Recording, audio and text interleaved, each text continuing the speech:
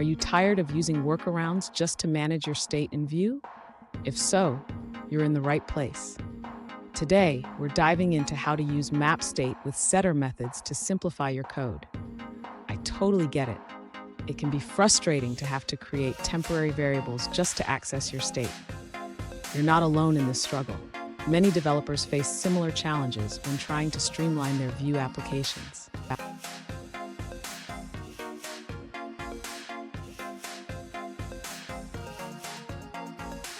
Here's the specific question we're addressing today.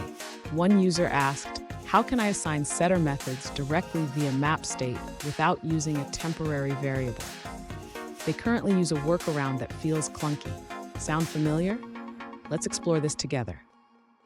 So, why would you want to skip the extra step? The traditional approach involves using map mutations and mapState separately, which can lead to more verbose code. By integrating getter and setter directly within mapState, you can make your code cleaner and more efficient. And stick around. At the end of this video, I'll share a quick tip that will help you write even cleaner Vue code. You won't want to miss it. To simplify the process of using setter methods with mapState, the user can directly define the getter and setter within the mapState function. This eliminates the need for a temporary variable. Next, the user should ensure that the updateToDo method is properly defined in the methods section. This method will handle the updates to the to-do item. Now, the user can use the vModel directive in their template without any additional computed properties. This makes the code cleaner and more straightforward. Finally, the user should test the implementation to ensure that the getter and setter are functioning as expected. They can do this by interacting with the input field. Fun fact, did you know that the first version of Vue.js was released in 2014? It has come a long way since then, making state management easier and more intuitive for developers. Now let's look at the answers provided by other users.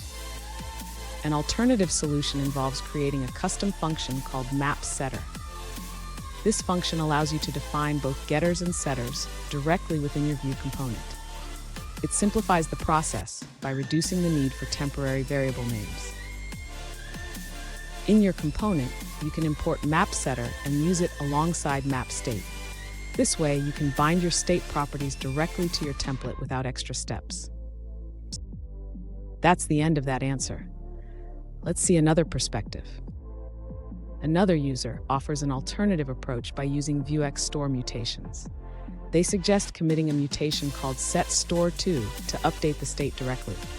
This method keeps the property reactive, allowing mapState to automatically grab the updated value. Here's the tip I promised. Always aim for simplicity in your code. The less cluttered your code is, the easier it is to maintain and understand. This will save you time and headaches in the long run.